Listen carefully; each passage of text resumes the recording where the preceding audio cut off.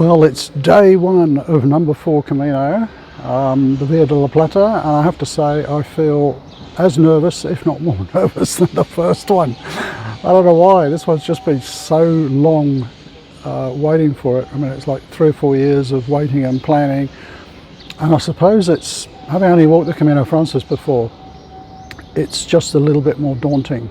It's so much further, the locations are so much more remote.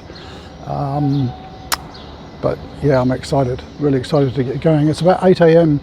on a Saturday morning here. This wonderful cathedral here behind me, which I had a tour around yesterday.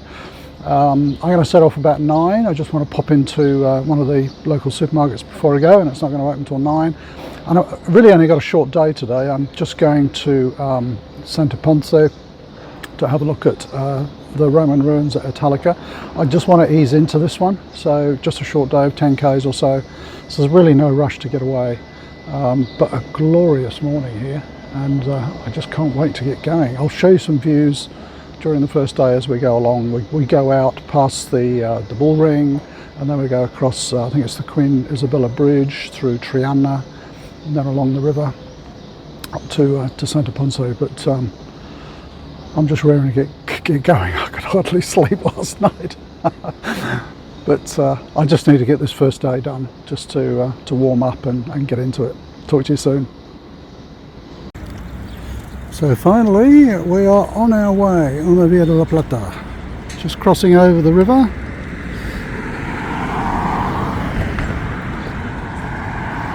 Just got to make sure I track the signs coming out of the city. I'm using Wikilocs. I've got a track on that just to check where I'm going.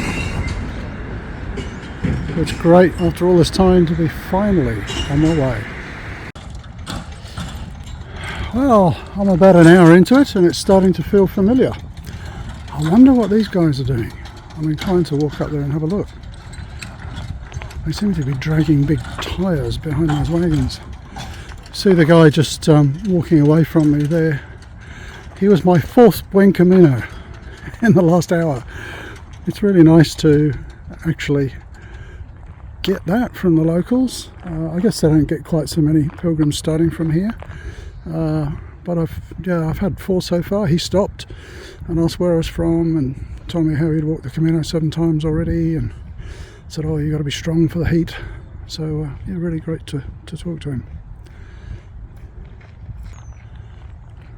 But for now, it's back to the task.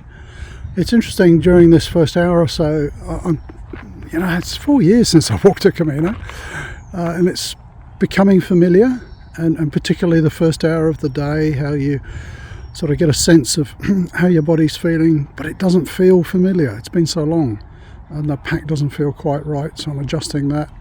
I'm feeling a little bit of tension in the Achilles tendons. I'm taking it really easy and stretching.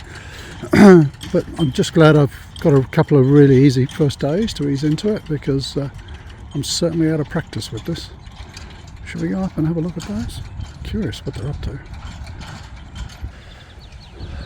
I've noticed already, which was quite expected, that there are not a lot of signs on this Camino. It's nothing like the Frances, where every junction you see arrows and signs. Coming out of Sevilla, I didn't actually see many signs at all, so I was really just sort of map reading on the way out and using a Wikilocs track, which I have to say was really useful. So I could look down at Wikilocs and see the path of the Camino and then where I was in relation to it. So that was a really great tip from somebody. There's these guys flattening the road again. So now I'm leaving the river and heading up towards Canas.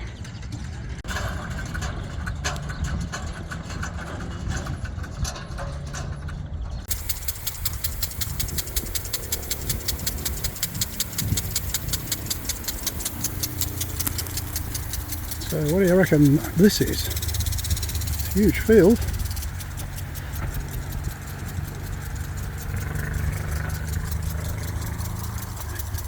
Is it asparagus that they grow on those little sort of trenches, mounds? I'm going to get wet here. So I made it to Italica. I wanted to stop here, have a nice short day, and also come and have a look at this fantastic Roman ruin. Apparently this is the second largest amphitheatre in the Roman Empire here at Italica. It's seated about 25,000 people. Amazing condition still.